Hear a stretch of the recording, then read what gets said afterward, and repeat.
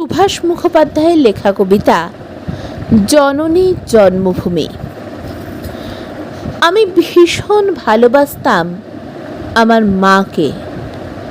কখনো মুখ ফুটে বলিনি, টিফিনের পয়সা বাঁচিয়ে কখনো কখনো কিনে আনতাম কমলা লেবু। শুয়ে শুয়ে মায়ের চোখ জলে ভরে উঠত।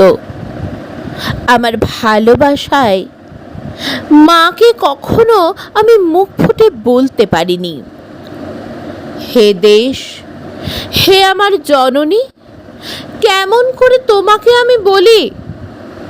যে মাটিতে ভর দিয়ে আমি উঠে দাঁড়িয়েছি, আমার দু হাতের 10 আঙুল তার স্মৃতি।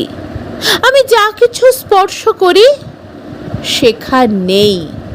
হে জননী, তুমি আমার হৃদয় বিনা তোমারই হাতে বাজে।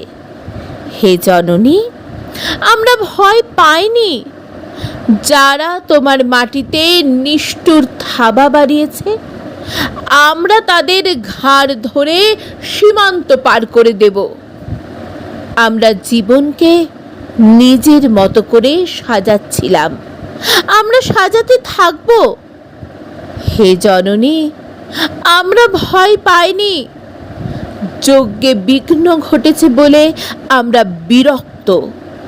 মুখ বন্ধ করে অক্লান্ত হাতে, হে জননী, আমরা ভালোবাসার কথা বলে যাব।